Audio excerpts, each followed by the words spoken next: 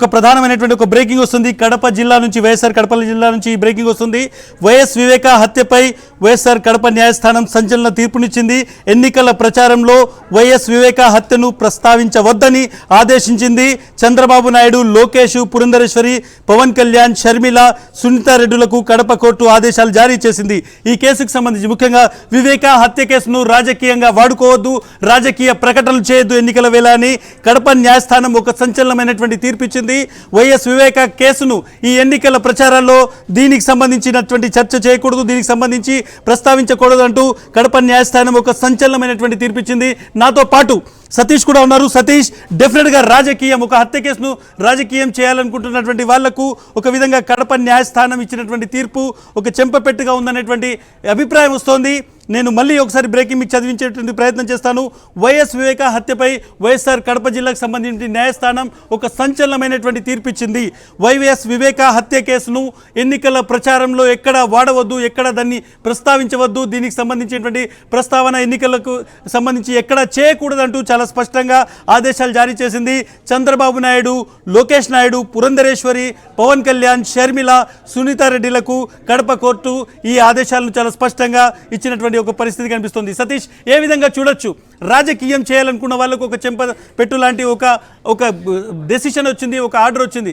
ఖచ్చితంగా ఇదే అంశం, ఇది చాలా క్లియర్గా చెంప పెట్టారని మనం చెప్పొచ్చు. ఎందుకంటే గత కొద్ది రోజులుగా ఎన్నికల ప్రచారంలో చంద్రబాబు ప్రభుత్వ హయాంలో చంద్రబాబు ముఖ్యమంత్రిగా ఉన్నప్పుడు జరిగినటువంటి వైఎస్ వివేకానంద రెడ్డి హత్య కేసు అంశాన్ని ఈ ఎన్నికల ఎజెండాగా మార్చేటువంటి ప్రయత్నం తెలుగుదేశం పార్టీకి సంబంధించిన అధ్యక్షుడు చంద్రబాబు నాయుడు, బీజేపీ అధ్యక్షురాలు పురంధేశ్వరి, జనసేన అధ్యక్షుడు పవన్ కళ్యాణ్, నారా లోకేష్తో పాటుగా పిసిసి అధ్యక్షురాలు షర్మిల, సునీతారెడ్డి చేస్తున్నటువంటి నేపథ్యంలో కోర్టు ఇచ్చినటువంటి తీర్పు నిజంగానే వాళ్ళకి షాక్ ఇచ్చిందని చెప్పొచ్చు. ఎందుకంటే వైఎస్ వివేకానంద రెడ్డి హత్య కేసుకు సంబంధించి దర్యాప్తు కేంద్ర దర్యాప్తు సంస్థ అయినటువంటి సిబిఐ చేస్తుంది. ఈ కేసుకు సంబంధించి కోర్టులో విచారణ కొనసాగుతుంది.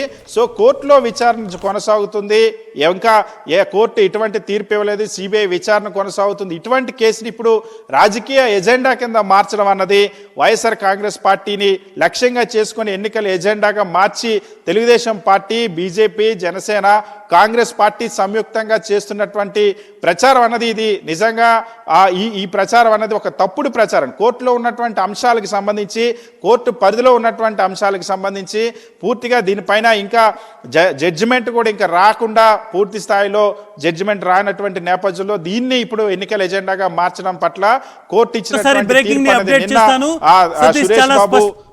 సతీష్ చాలా స్పష్టంగా ఈరోజు కడప జిల్లా న్యాయస్థానం ఒక ఆర్డర్ ఇచ్చింది.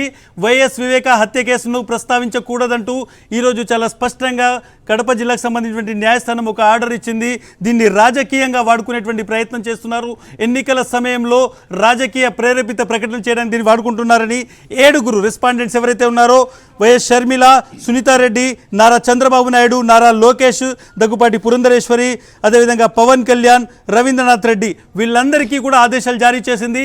వీళ్ళు ఈ ప్రస్తావన చేయకూడదు వివేక హత్యకు సంబంధించి అనేటువంటి ఒక మేజర్ బ్రేకింగ్ చూస్తున్నాను. అటు సోషల్ మీడియాలో, అదేవిధంగా ఎలక్ట్రానిక్ మీడియాలో కూడా దీన్ని ఒక రాజకీయ తతంగా మార్చేటువంటి ప్రయత్నం జరుగుతుంది అనేటువంటిది కూడా పిటిషన్లో పేర్కొనడం జరిగింది. దానిపైన కూడా చాలా స్పష్టంగా ఎక్కడ కూడా వివేక హత్యకు సంబంధించి ప్రస్తావన చేయకూడదు అంటూ ఈరోజు చాలా స్పష్టంగా కడప జిల్లా న్యాయస్థానం ఒక ఆర్డర్ ఇచ్చింది. సో డెఫినెట్గా ఎవరైతే రాజకీయ లబ్ధి కోసం దీన్ని వాడాలనుకుంటున్నారో వాళ్లకు ఈ కడప జిల్లాకు సంబంధించిన న్యాయస్థానం ఇచ్చినటువంటి ఈ తీర్పు డెఫినెట్గా ఒక చెంపపెట్టు లాంటిది అనేటువంటిది పరిశీలకులు చెప్తున్నటువంటి మాట. Please continue Satish. ఖచ్చితంగా ఇస్మాయిల్, చాలా స్పష్టంగా ఇందులో కోర్టు ఇచ్చినటువంటి ఆర్డర్లో ఎవరైతే ఈ 7 ఉన్నారో వైఎస్ షర్మిల, సునీత నర్రెడ్డి, నారా చంద్రబాబు నాయుడు, నారా లోకేష్, దగ్గుపాటి పురంధేశ్వరి, కొణిదెల పవన్ కళ్యాణ్, ఎం రవీంద్ర రెడ్డి అంటే పులివెందులకు సంబంధించినటువంటి తెలుగుదేశం పార్టీ అభ్యర్థి బీటెక్ రవి, ఈ 7 సంబంధించి ఎవరు కూడా ఇప్పుడు ఎన్నికల ప్రచారంలో ఎన్నికల ప్రక్రియ కొనసాగుతున్నటువంటి నేపథ్యంలో ఈ అంశాన్ని లేవనెత్తకూడదు, ఈ అంశం కోసం మాట్లాడకూడదు అన్న అంశాన్ని కోర్టు చాలా స్పష్టంగా ఆదేశించింది. వాస్తవానికి ఒక్కసారి మనం గత ఎన్నికల సందర్భంలో కూడా ఇటువంటి తీర్పునే అప్పుడు కూడా 2019 ఎన్నికల సందర్భంలో కూడా ఇచ్చింది. 2019లో కూడా చంద్రబాబు నాయుడు వివేకానంద రెడ్డి హత్య కేసుకు సంబంధించి ఒక ఎన్నికల ప్రచారాంశంగా మార్చేటువంటి ప్రయత్నం చేశారు. అప్పటికి దర్యాప్తు కొనసాగుతుంది. అప్పుడు సిట్ దర్యాప్తు కొనసాగుతున్నటువంటి నేపథ్యంలో ఎన్నికల్లో దీన్ని ఒక రాంగ్ ఇంటర్ప్రిట్ చేసేటువంటి ప్రయత్నం గతంలో చేసినప్పుడు కూడా గత ఎన్నికల సందర్భంలో కూడా హైకోర్టు ఎవరు కూడా ఈ అంశాన్ని ఎన్నికల ప్రచారంలో వినియోగించకూడదని చాలా స్పష్టంగా చెప్తుంది. ఇప్పుడు మళ్ళీ అటువంటి తీర్పు వచ్చిందని మనం చెప్పొచ్చు.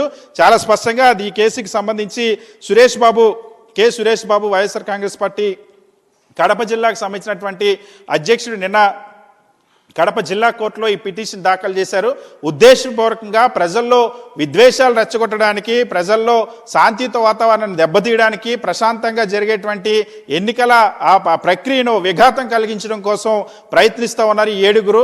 ప్రతి సందర్భంలో కూడా ఈ హత్య కేసుకు సంబంధించి ప్రస్తుతం ఈ హత్య కేసుకు సంబంధించిన దర్యాప్తు సిబిఐ కొనసాగిస్తుంది. మరొక వైపు ఈ హత్య కేసు విచారణ పూర్తిగా ఇప్పుడు కోర్టు పరిధిలో ఉంది. కోర్టు పరిధిలో ఉన్నటువంటి అంశాలను కోర్టు ఎటువంటి తీర్పు ఇవ్వకుండా, కోర్టు ఎటువంటి నిర్ధారణకు రాకుండా దీన్ని ఒక రాజకీయ దురుద్దేశంతో ఈ హత్య కేసును వినియోగించి ప్రజల్లో అలజడి రేకెత్తించేటువంటి ప్రయత్నం చేస్తున్నటువంటి తరుణంలో వాళ్ళని కంట్రోల్ చేయాల్సినటువంటి అవసరం ఉంది. ప్రజల్లో ప్రశాంతమైన వాతావరణంలో, శాంతియుత వాతావరణంలో ఎన్నికల ప్రక్రియ కొనసాగాలంటే ఇది అవసరం అన్న అంశాన్ని చాలా స్పష్టంగా కోర్టు దృష్టికి తీసుకెళ్లారు.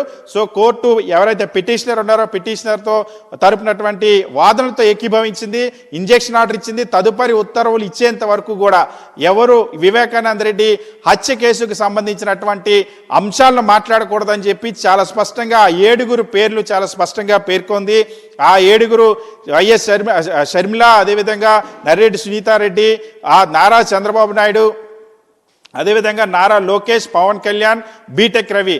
సో ఈ 7 కూడా ఈ అంశానికి సంబంధించి పదే ప్రజల్లో విద్వేషం రెచ్చగొట్టేటువంటి ధోరణిలో ప్రశాంతమైనటువంటి వాతావరణాన్ని దెబ్బతీసేలాగా వ్యవహరిస్తున్నారు. కాబట్టి దీనికి సంబంధించినటువంటి ఎవరు కూడా ఇంజెక్షన్ ఆర్డర్ ఇచ్చింది ప్రస్తుతానికి కోర్టు. తదుపరి ఉత్తర్వులు ఇచ్చేంత వరకు కూడా ఈ కేసుకు సంబంధించి ఎవరు మాట్లాడకూడదన్న అంశాన్ని చాలా స్పష్టంగా ఆ ఆదేశాల్లో ఆ న్యాయమూర్తి పేర్కొన్నారు. సో ఇప్పుడు నిజంగానే ప్రతిరోజు ఏ సభకు వెళ్ళినా సంబంధం లేకుండా కడపకి సంబంధించినటువంటి అంశాన్ని రాష్ట్రం మొత్తం 175 నియోజకవర్గాల్లో 25 లోక్సభ నియోజకవర్గాల్లో ఏ సభ పెట్టినా, ఏ ప్రెస్ మీట్ పెట్టినా, ఏ ప్రచార కార్యక్రమం నిర్వహించినా సరే తెలుగుదేశం పార్టీ, పురంధేశ్వరి, పవన్ కళ్యాణ్ వీళ్ళందరూ ఇదే అంశాన్ని మాట్లాడుతూ వచ్చారు.